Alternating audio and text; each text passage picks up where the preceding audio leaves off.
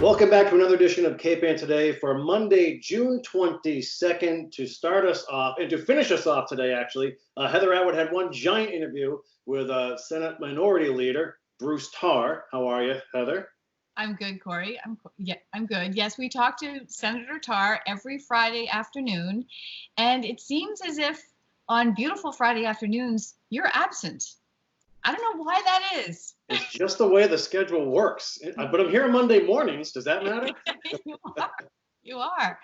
So yes, I had a great conversation with the senator last Friday, and he introduced an incredibly exciting initiative called the Massachusetts Seafood Collaborative. And it is a really exciting piece of news for the Gloucester fishing industry.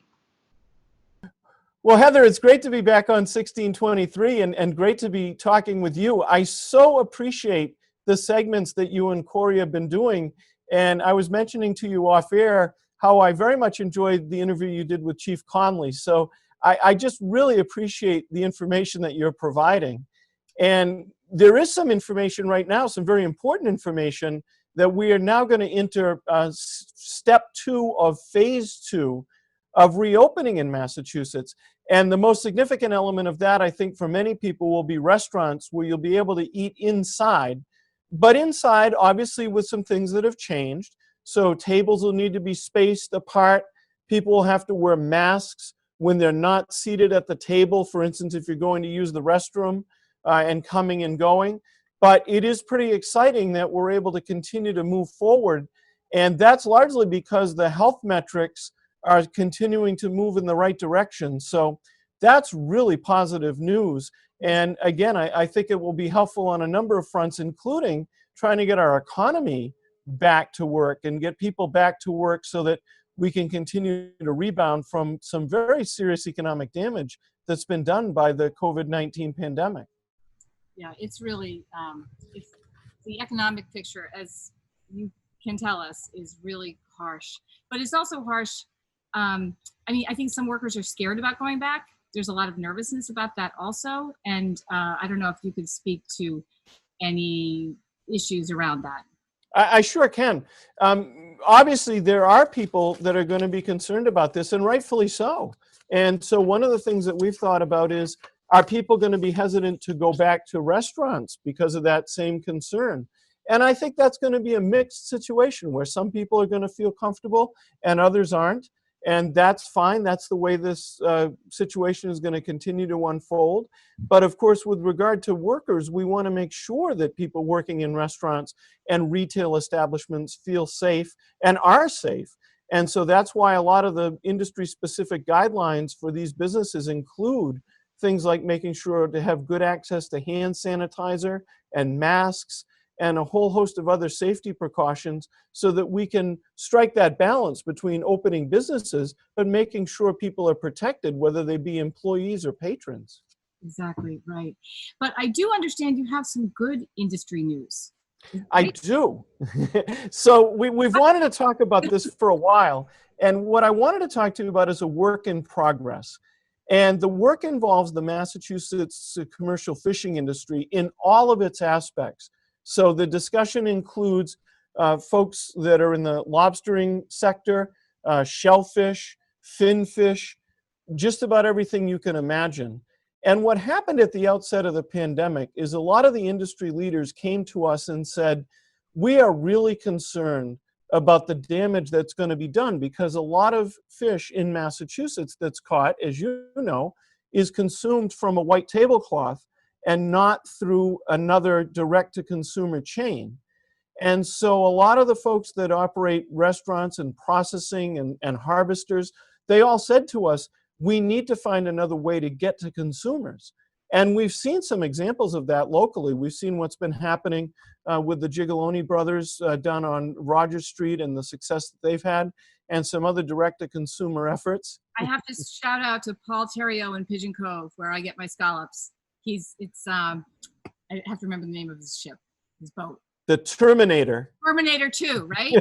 Yes. You knew that. It's a hard name to forget.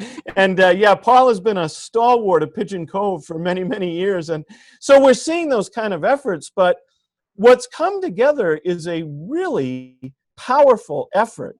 And we've created something called the Massachusetts Seafood Collaborative. And the idea is not only to help people survive through the pandemic, but to take advantage of this opportunity to retool the industry to be able to provide more outlets for the fresh products that are harvested and processed in Massachusetts. And so this is a collaborative that right now, when we have calls, and they happen just about every week, we have over 60 stakeholders that are involved in the commercial fishing industry that are at the table and committed to this effort. And they are folks that are in the private sector, folks like Roger Berkowitz from Legal Seafoods and Jim Stavis from North Coast Seafoods. And we have folks from up and down the coast, from Boston to Gloucester to New Bedford. Representative Ferranti has been a key ally in this effort and has been working on it with us. We have a lot of elected officials, Mayor Romeo Taken, Angela Sanfilippo. The list really goes on. And what's been so heartening about it is to see how everyone has rolled up their sleeves and come to the table and said, this is a prime opportunity to make sure that people in Massachusetts are eating more fish that is caught and processed locally and not imported. And our goal is to be able to build a new infrastructure and come out of the pandemic even stronger than where we were when we went into it. And we all know how hard it is to find any sort of consensus in the fishing industry, right? Well, it is, as we would say, a group of rugged individualists. And it has been that way since Gloucester was settled in 1623. And I suspect it will continue to be that way. But that's why it's been really impressive to see the consensus that's been happening. Yeah. So what does this infrastructure look like? Are we talking about processing, creating a Gloucester or a Massachusetts seafood product? Are we talking about simply processing the fish and getting the fillets to a retail situation? What does it look like? So there's a couple of different areas where we're trying to work together. So the first is to retool processing to be able to make some value-added, consumer-friendly products. And one of the examples of that I can cite for you is something that Legal Seafoods has proposed to us, which would be to use nitrogen to be able to make the product fresh for a longer period of time and add things like breadcrumbs and seasoning and other kinds of things that are not what a consumer could typically get in that kind of direct-to-consumer marketing. So trying to retool processing to be able to make consumer-friendly products is one. Mm-hmm.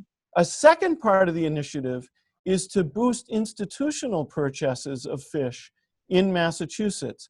Now, we actually have a statute that was passed a few years ago that requires institutional buyers in Massachusetts, so any state agency, any political subdivision, to give preference to Massachusetts seafood. But that has not had the effect that we would hope. So we're trying to boost that statute, and we may even add some more teeth to it and add some reporting and some accountability. But we think there's a lot of room here for institutional purchases to be able to create a new opportunity as well.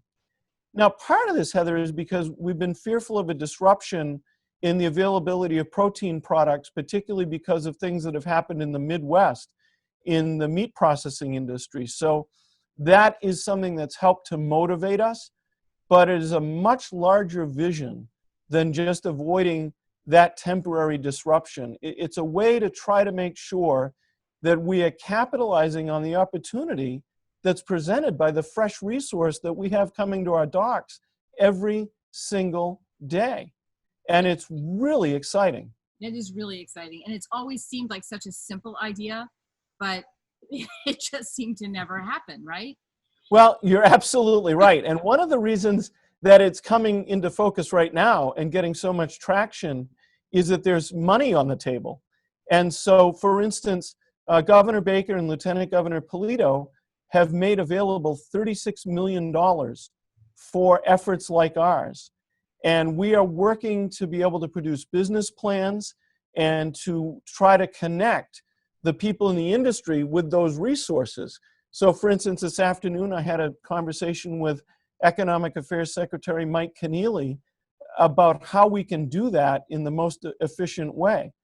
And so in addition to that, the House a couple of weeks ago took up a bond bill. And in that bond bill, Representative Ferranti and others authorized $34 million additional dollars for food systems. And so that bill still has to come through the Senate, and the money would still have to be released by the administration, but it's more money in the pipeline for the kind of project we're talking about. Now, in addition to that, there is some money that's more immediate. So for instance, under the CARES Act, there's about $28 million that's allotted for people that have been impacted by the pandemic in Massachusetts in the fishing industry. And that money is going to go out the door pretty quickly. And in fact, Dan McKiernan, who's the newly appointed director of the Massachusetts Division of Marine Fisheries, has a panel that is convening around that issue and trying to figure out how that money should go out. And one of the key people on the panel is one of his staff, Story Reed, who happens to live in Rockport. And so there's a lot of amazing effort being done here to get the money out the door. Now, some of that $28 million will be used to help people make up for losses that they've sustained and help them pay for bills that they couldn't pay. But some of it is also available for use for this kind of forward-thinking effort. So we're pretty excited about that.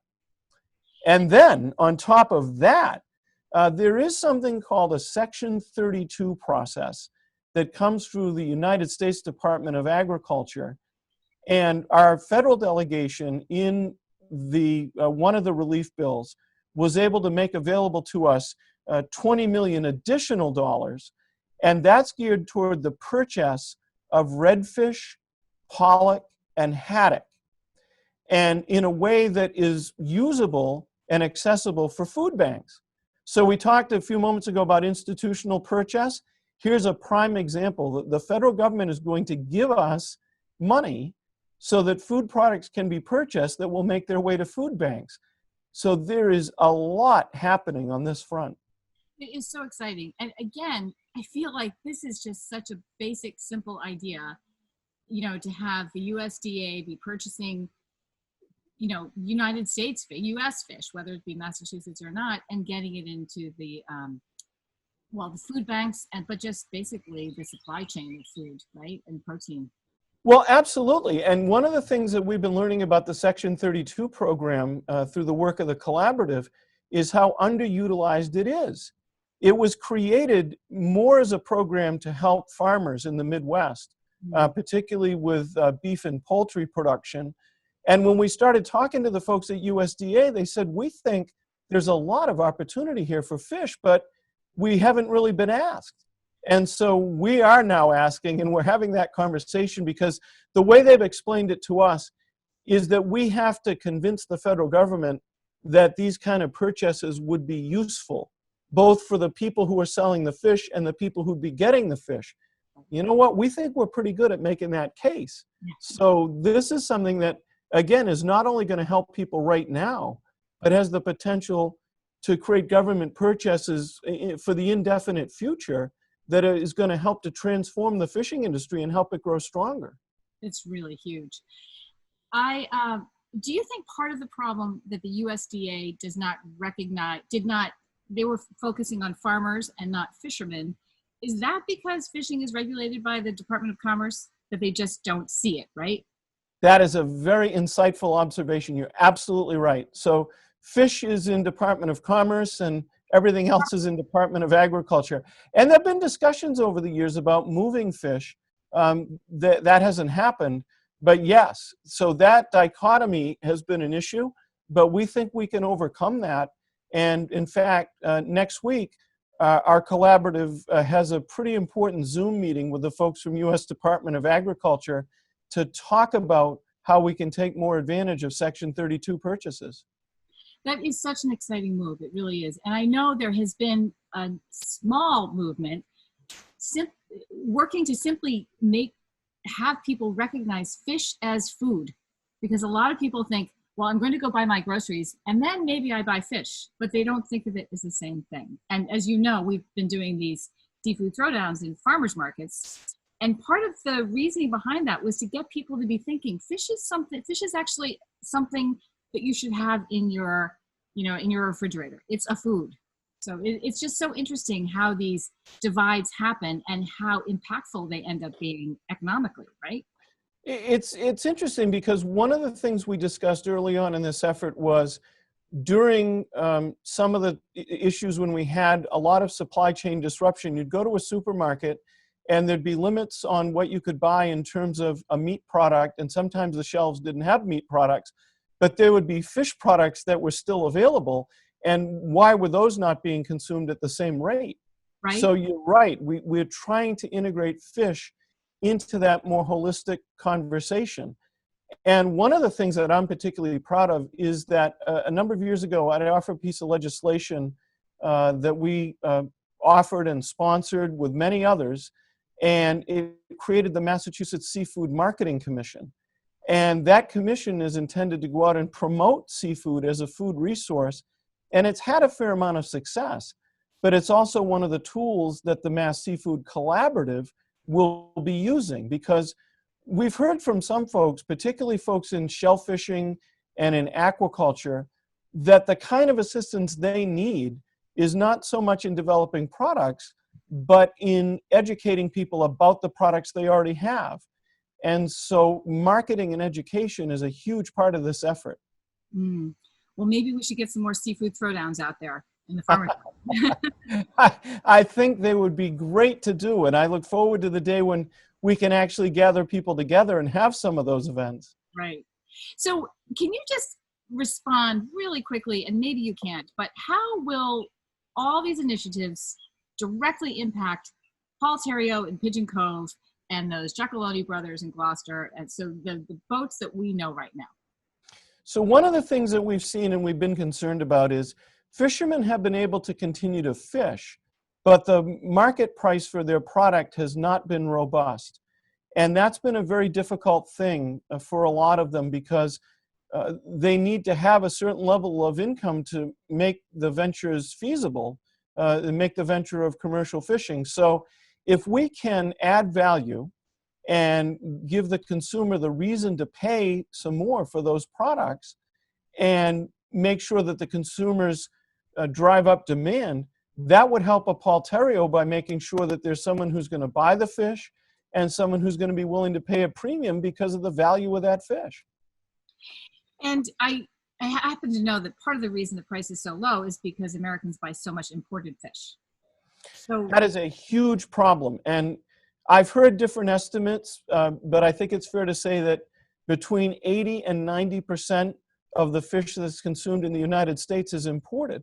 And that's just unacceptable when we have such great products here being caught and processed in Massachusetts and in New England. So a big part of what we're trying to do is change those numbers to make sure that people pay more attention to what's available locally and understand its value. It's a fresh product with tremendous nutritional value. And I'm sure you could speak to that more than I can, but I know enough that it has tremendous nutritional value, and we want folks to turn to that alternative. That is really great. So I have to end this conversation recognizing that next week is the Festival of St. Peter, the Fisherman's Saint, right?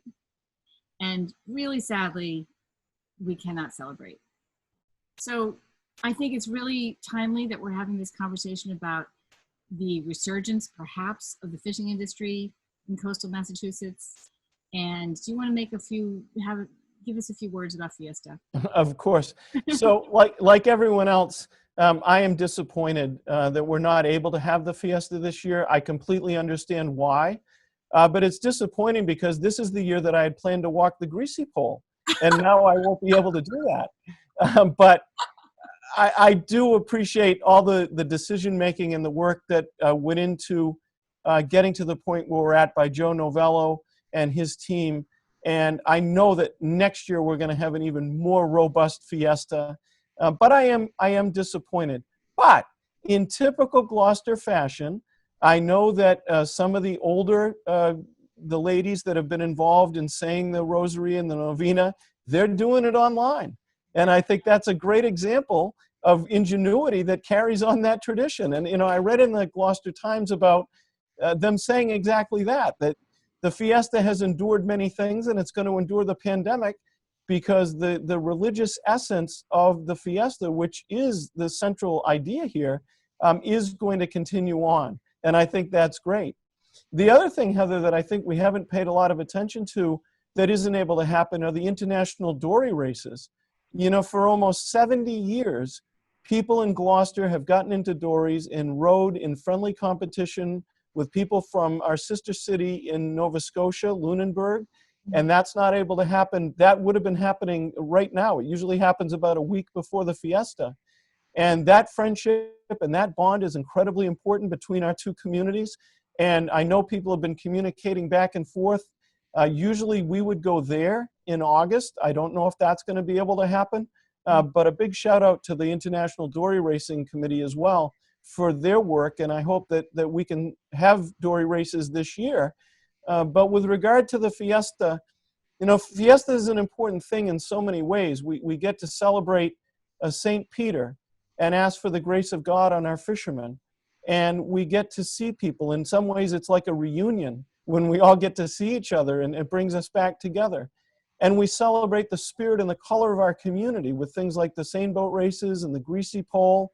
And we also have all of our senses stimulated with Italian music coming from the bandstand and an Italian sausage in our hand and maybe some fried dough. You know, all of those things, they're not going to go away just because we can't experience them firsthand this year. They're in our mind, they're in our heart, and they're going to continue to be there until we can physically experience them again. And I think that is one of the things that gives our community so much character and so much soul.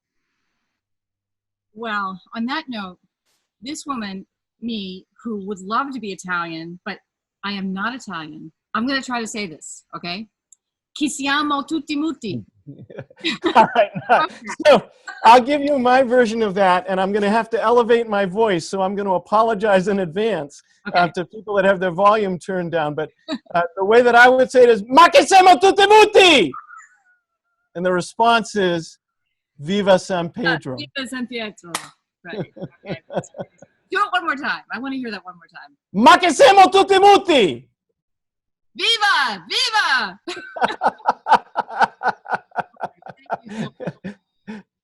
Well, I look forward to the time when we can all do that together again. And again, it's that kind of spirit too, Heather, that helps us through these difficult times. Our faith, our family, our friends, they keep us strong. And they remind us about what's really important in our lives. There's a lot of that in this community, in this particular community, and it's really shown during this epidemic, this pandemic, I should say. You know, one other thing along the same lines, but from a different perspective, I do want to remind folks that on the 19th of June, we've commemorated Juneteenth, which is the day when federal troops arrived in Texas to let folks that have been slaves know about the Emancipation Proclamation and that they were now free. And that is an important day. And yesterday in the Senate, we had a resolution, which I was happy to co-sponsor, commemorating Juneteenth. And I was able to read it with my colleague, Senator Boncory, as well as Senator Timilty. We actually read it on the floor of the Senate. And it was a very moving thing to be able to do and to make that recognition. And the other thing that happened in the Senate yesterday is I was able to read a proclamation and recite the history of Manchester by the Sea, because yesterday there was hoped to be a day-long celebration of the 375th anniversary that didn't get to happen. So we thought we'd try to use technology the same way that the ladies that are saying the Rosary are, the novena for the fiesta, and we had a little celebration in the Senate chamber of the history of Manchester by the Sea so that we could recognize their 375th, and that of course got live streamed to everyone. Oh, that is wonderful. Both events are really wonderful and poignant. Thank you so much for that, and thanks for all your work. anything else we should go with? Because I keep trying to end this conversation. Well, we'll have plenty more to talk about next week. I will give you a little bit of a preview for next week, is that the Senate will be taking up a health care bill, and we're going to take that up on Thursday. And so we'll have a lot to talk about next week, but I do want to let us wind down a little bit. So thank you so much, Heather, for the opportunity. I really appreciate these conversations and the ability to share with people what's going on. Well, this is really exciting news about the fishing industry. And I'm just, I've been watching this industry since I've lived here, sort of, try initiatives, and they kind of fall away, and then you don't hear about them. But this sounds like all the right players are involved, and it's a heartfelt effort, and its time has come. So I'm really excited about it. I can't tell you how moved I was because I am the host of the Zoom calls and the conferences, to be able to look at the screen and to see so many people so committed to this effort, many of whom we've all known for years. Representative Ferranti, Mayor Romeo Taken, Angela Sanfilippo. We've worked with a lot of these folks over the years that we see on the screen, but some new people. And it's just so heartening to see the commitment that's there, and now the millions of dollars that are flowing to back that commitment.